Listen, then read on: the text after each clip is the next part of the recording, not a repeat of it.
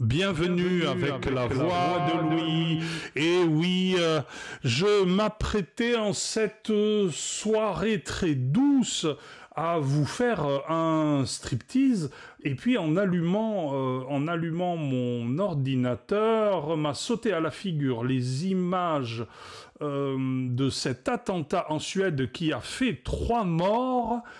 mitraillés par un lascar en scooter qui s'est enfui et qu'ils sont en train de chercher avec des hélicoptères. Alors certains disent qu'il s'agirait peut-être d'un viking avec une barbe comme la mienne, mais avec un casque à cornes et des cheveux en tresse que moi je ne peux plus faire depuis très longtemps, et qui en plus aurait débarqué d'un drakkar. Alors les témoins sont peu crédibles, hein, mais toujours est-il que le doute subsiste, et loin de moi l'idée de faire le moindre amalgame avec quoi que ce soit que nous connaissions du genre, même si les attentats deviennent monnaie courante et que malheureusement nous commençons non seulement à perdre notre empathie, mais nous commençons à pouvoir même plaisanter sur le sujet. Alors c'est une plaisanterie qui va pas très loin parce que ça s'appelle rire jaune. J'essaie de détendre un petit peu l'atmosphère parce que les images le permettent. Ce sont des images communes à tout ce que nous connaissons de ces drames depuis 20 ou 25 ans, que nous n'envisagions plus comme possible en Europe depuis la fin de la Deuxième Guerre mondiale, où les derniers à s'être fait mitrailler dans les rues françaises étaient justement ces nazis, ces vrais nazis qui ont encore des émules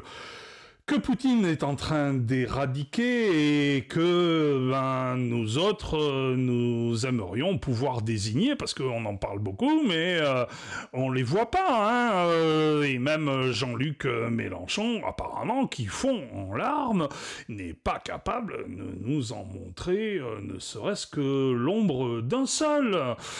Et oui, il a peur, Jean-Luc Mélenchon, mais Jean-Luc Mélenchon, je serais curieux de savoir s'il a peur en regardant ces images-là, et si demain ou après-demain, il aura de nouveau peur de ce qui se passe quand nous connaîtrons le coupable de cet acte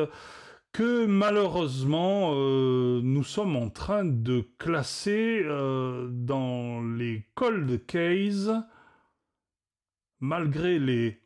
hélicoptères qui sont en train de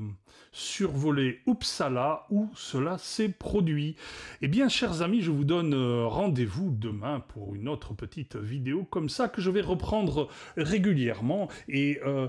avec mes autres formats que je suis en train d'accumuler, dont certains ont du succès, d'autres un peu moins. Je cherche ma piste et je vous demande tout simplement de vous